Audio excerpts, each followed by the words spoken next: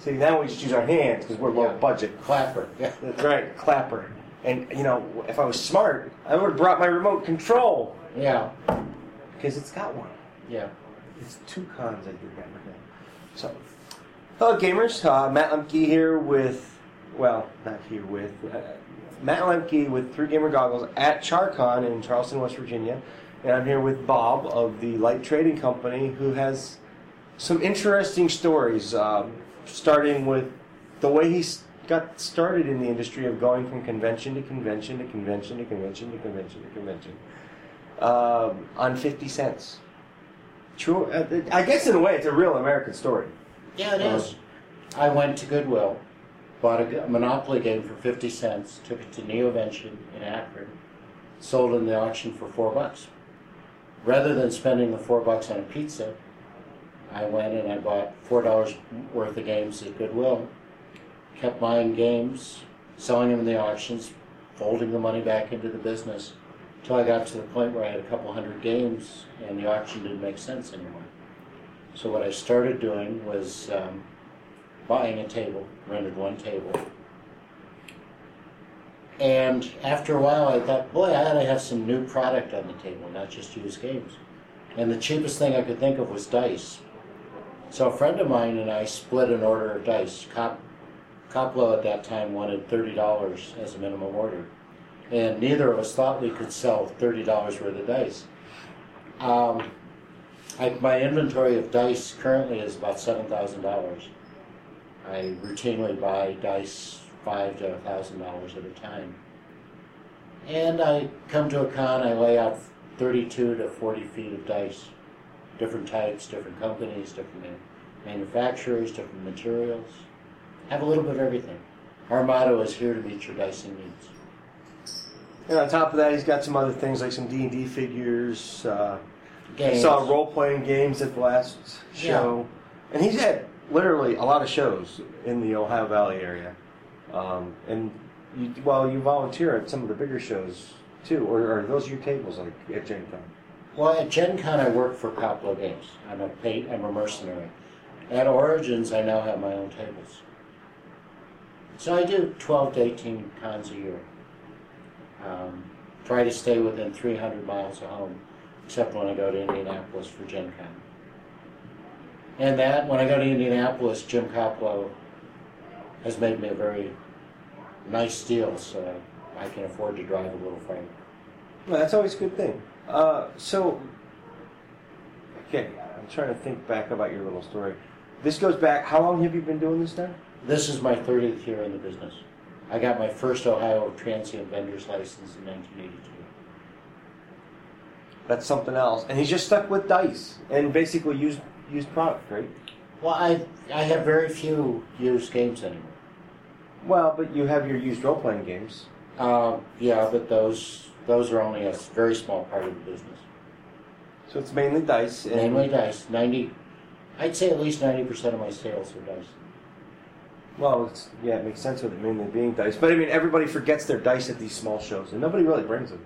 No. So I mean, you found your niche. Well, in this area, a lot of dealers don't bring them because it's not worth their time. Well, because you're here. Yeah, they know people will come to me for one, and for the other, for a regular dealer, dice are a pain in the neck, or yes. other parts of the body. At a store, most stores only carry 20 sets of them because you have to display them, you have to mark them, you have to find a place where people aren't going to steal them. And they sit. Whereas at a con... I forgot my dice! Yeah, or, boy, you got the dice that my dealer doesn't have. Or, yeah, I've been reading about these, or I've seen these on the web, and nobody in my area has them, and you've got 20 colors of them. Okay? Yep. It's like the iron dice. The iron dice are very expensive, so a lot of dealers don't want to put that in their inventory. They are. I mean, I really want them, but yeah, it's just a matter of time with me. I'm going to have to wait. Yeah. But yeah, they're neat looking. But I not only have them, I have all of them. Yes, he does. Sixes and he has a special display. Well, you got to. Well, yeah. I mean, if you just cram everything on the table, people aren't going to be able to find it. That's right. So what's the story behind the name of the company? Well, back in, I think it was 78, 79, we were playing D&D, and this was the days before they had AD&D. It was just single book D&D. Yeah. And one of the members of our company sinned against Athena. So we were punished by having to be we were turned into a group that was out to right all the wrongs of the world. And we were called the Company of Light. To do this, we had to rent a boat and go around the world righting the wrongs. And when we did, sailors died, sailors got in battles. So we created a Widows and Orphans Fund, which bought a series of general trading posts called the Light Trading Company. And they were soon to be found in every city in the world. So when I started a company, it made sense to call it the Light Trading Company. And I gave everybody that was in our gaming group a set of dice, and they said, sure, you can have the name. Huh. That was cheap. Yeah. Well, I mean, the name doesn't really mean anything to anybody Right, else. right. I mean, As a matter of fact, Crystal Cast has never corrected my name on their records. They always mail me stuff to the Light Trading Post. really? And I've told them that about 9 times. My rep always tells me that he'll correct it and ships things to the Light Trading Post. If it changes, your post office will be like, this is the wrong place. Nah, my post office knows me. So, what kind of plans do you have? I mean, are you where you want to be? Are you just? I'm exactly where I want to be. I'm, despite the fact that I've got so many dice that my sales are good, you can't make a living just selling dice. No. You've got to have the bigger ticket items. But on the other hand, I'm retired. I'm 65. I've retired from federal service. So I get a civil service pension. I get a 20% service disability because of injuries in Vietnam. And my first wife died, and I collect her survivor's pension. So I don't really have to worry about making money in this. I want to have fun. I enjoy going to the cons. I enjoy seeing the people. He plays games. Play games. He runs games, right? You run some of them. Not at this show, but you have run. This show I didn't because I just injured my knee and I didn't want to push it. But I run a series of Call of Cthulhu at this con. Oh. And they're all involving teenagers and preteens. Interesting. I've never played Cthulhu, so I know the premise. Yeah. And I know that you try not to die. And not to go crazy. It's close enough for that game. I don't know. I just bought into Chaosium's Kickstarter for Horror and the Orient Express. And one of the prizes, if you were willing to put $6,000 into the Kickstarter, was you got to play in a game where they guaranteed you'd be dead or crazy at the end of the scenario.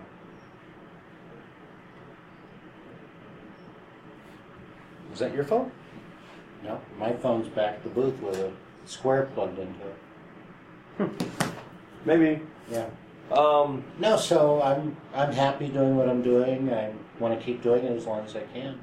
I've made a lot of friends in the gaming industry. I would imagine you've met a lot of people. Yeah. You've probably had some good stories about Gary Gygax. No, I've got one story about Gary Gygax that people buy me dinner after I tell them. What happens is, back in Gen Con 14, which was 1981, 1982, something like that, I had just met Gary. He was the friend of Frank Mentzer, who was a friend of my friend Chuck Baldus. And we had dinner. The 4 of us had dinner. And, I met Gary, so, he seemed like a pleasant enough guy. I thought he had a sense of humor.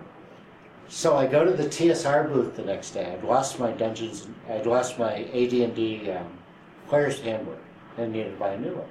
And he was behind the table talking to somebody. I go up to the clerk, tell him what I need. The clerk pulls the book. Gary said, "Oh, just a minute," and he takes the book from the clerk's hand, opens it up, writes, "To Bob, Gen Con 14, may the dice be with you," hands it back to the clerk. The clerk hands it to me, and I say, "Is it cheaper if somebody writes in it first?" Just being a smartass. And Gary Gygax, I saw him frequently. He did not say one word to me for 15 years. 15 years later, we were at Winter Fantasy. Margaret Weiss was sitting. I do sell books. I always bring a box of books so that people have something to read at a con. Still do that. Margaret Weiss was sitting at my table autographing the books of hers that I had. Gary walks by, looks down, sees a couple of Gord the Road novels, and says, "I'd sign those, but it'll lower the price," and walk. First word he said to me in 15 years, and he held on to that. Wow! Talk about holding a grudge. Over nothing. Yeah. I mean, I was a smart ass with Steve Jackson, and he didn't mind. I would have laughed. Yeah, I thought he would. I thought I'd met him the night before. I thought he had a sense of humor. Heck, Steve Jackson was at Origins one year, and the other Steve Jackson was there. You know, the English author that I was didn't very realize there were two. Yeah, the English Steve Jackson was very popular in the 80s. He was with Games Workshop. Before it was Games Workshop. I forget what they called it. Citadel, they called it. Yes. And the two of them were sitting, being interviewed. And I was walking by, and the interviewer said, "Is it confusing having two Steve Jacksons at a convention?" And I interjected, and I said, "Excuse me, there's only one Steve Jackson here." And I pointed at the American Steve Jackson, and I said, "He's trying to steal the other one's identity, sell games." And we kept walking. Yeah, I'd do that too. And when I saw Steve later, he said, "You're really flummoxed." Said it was great. That's all good. Yeah. So what's your next stop for shows? I go to Yukon up in... That's next weekend. Next weekend. And then I actually take a couple months off. Well, not really, but no cons until BashCon in February. Oh, yeah, that's the weekend. In 3 weeks, I'm going up to Madison, Wisconsin to see my son Ian. In 5 weeks, we're driving down to North Carolina to see my stepson and the new baby. So, I'm going to stay on the road. Yeah, well, I guess once you're retired, you don't stay at home much. No. My mom and dad don't. In July, I was in Halifax. June, I was in Denver visiting other grandkids. Halifax was just because I'd never been to Halifax. It's a good reason to go. Yeah. I haven't been to Halifax yet. I've been a lot of other places. But. Well, see, I was married 37 years. I married my high school sweetheart. And she died of cancer 5 years ago. And I pretty much thought things were over then. And 2 years later, I started dating again. I've been married for a year and a half. And my new wife had never spent the night on a train. Oh, wow. In the United States, trains are terrible. Yeah. But in Canada and England and places like that, sleeper cars are marvelous. And Toronto to Halifax is a 30-hour trip. Oh, wow. So you go to Montreal, you take a day coach to Montreal, and then you catch the long coach to Halifax from Montreal. And you got to come back. Yeah, and it's a lot of fun. Instead of being cramped up, 3 across in a little seat, you've got this big compartment. If you get tired of sitting in the compartment, and the compartment gets made down to a bed at night, if you get tired of the compartment, you go to the observation car, you can walk up and down. You eat in a dining car with uniformed waiters and white linen tablecloths. It sure beats air travel. Yeah, air travel. It's not quite as good as my mission trip to Ukraine, but it was good. When did you go on that? In 2009, that's when I decided I could start dating again, after the mission trip. I went to the Ukraine in 90. I went to Kiev actually in 96. Yeah. Well, our church has a mission in Transcarpathia, which is right across the Hungarian border.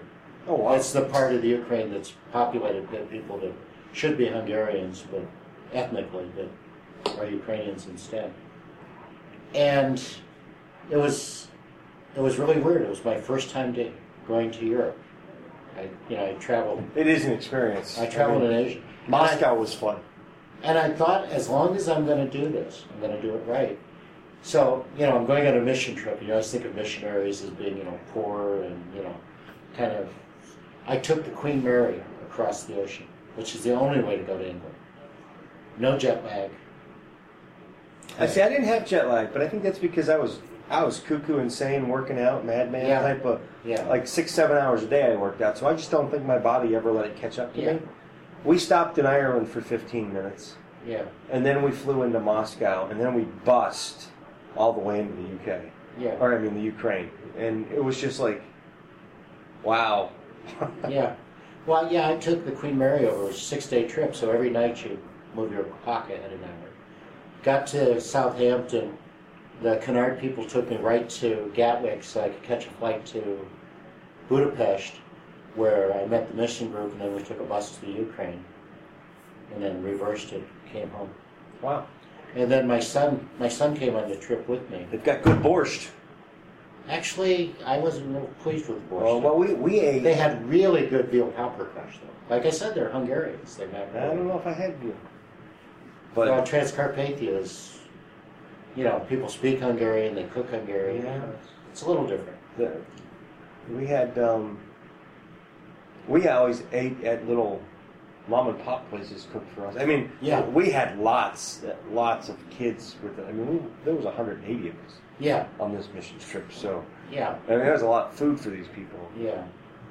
Yeah. Well, my son came on the trip too. He met me, and he didn't have enough time to take the boat over because he actually works. So he had to take vacation. And after the 10-day mission trip, we went to London for 11 days. And we had a great time, but then he flew home, and I was going to spend another couple of weeks in Great Britain, but in Scotland, and Holmesford, and a couple of places.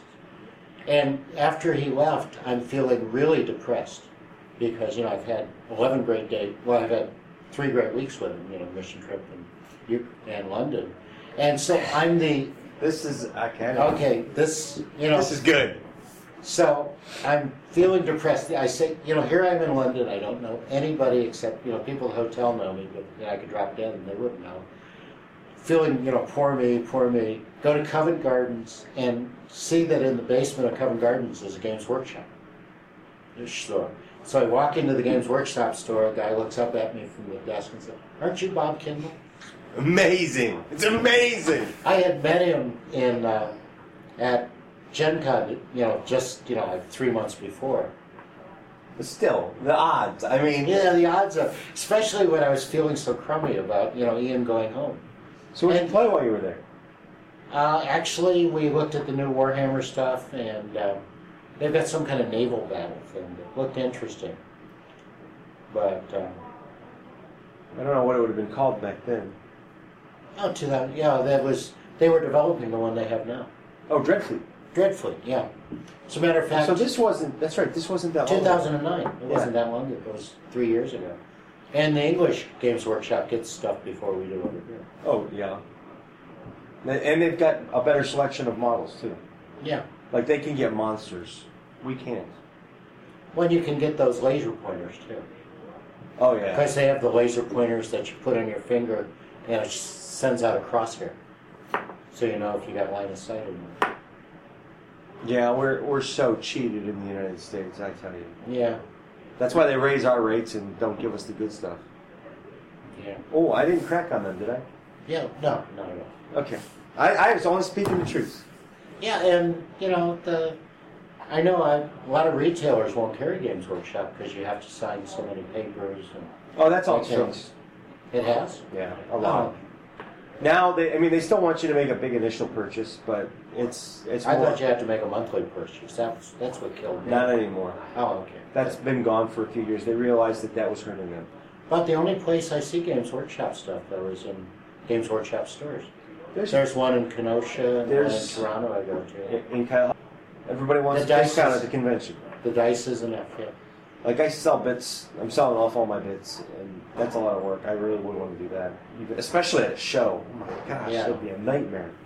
But it can be done. I know when this was really weird. When my son, when he was in college, he roomed with 3 other gamers. And we went up there to help them move at the end of the school year. And they were going to throw all this stuff out on the curb. What? And it was just bits and pieces. It was like a figure and extra parts for the figures and a sprue of this and a sprue of that. I said, no, don't do that. And I gathered it all up in a box, one of those boxes you get paper in. And I took it to CharCon, which is in Butler, Pennsylvania, great con, and made a silent auction of it. I said, Games Workshop crap, make me an offer, had a list, got $300 for it. People looked through it and realized, and so I split it with the kids. There were 4 of them, so I just split it 3 ways, sent them each a check. And I said, don't throw this stuff out. Maybe I should go to some of the smaller cons. You should. Some of the smaller cons are a lot more fun. Well, they are more fun. I got a lot of, like for bids, 40K, my gosh. But this was, one of those boxes you get a ream of paper in, and it was full, 2/3 up. And it had everything. It had partial buildings, it had vehicles, and mostly 40K.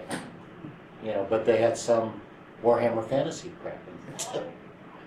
And it was just, so strange, because they were going to, these kids were going to throw everything out. The cooler I use is, my wife and I always refer to it as curbside coolers. Very nice Thermos brand cooler, about this big, perfect for putting in the back of the car. They said, he doesn't want it. He's flying back to Arizona or something. He was just going to throw it out. We kept it. I still use it. That was 12 years ago. We are a disposable society. Yeah. I look at things that get thrown out. I'm like, say what? It's just ridiculous. But, gee, I guess this wraps it up. Okay. Yeah, the LARPers are coming in. They're getting ready to beat us with wooden swords. Yeah. Matt Lemke with Bob Kindle from the Light Trading Company at CharCon in Charleston, West Virginia. LightTradingCompany.com. Yes, and we'll have all that on the website with us too. Okay. And you don't do anything really online; it's just information. Yeah. And actually, I haven't updated recently because my webmaster died. Oh, that's always a bummer. That's a bummer. So, I like to have my schedule on there. My son's going to take it over as soon as we get just straightened up. Go to WordPress. Yeah. But anyway, I just have my schedule on there, and I tell people that if they want to order anything, to do it. To do it, you can go on the Coplo website, you can go on the Chessex website, you can go on the Valiant website. If it's on there, I've got it, and I can send it to you. If I don't have it, I'll call them and get it. I have a good I don't go through a wholesaler for dice, I go directly to the companies. It works. It works. Okay.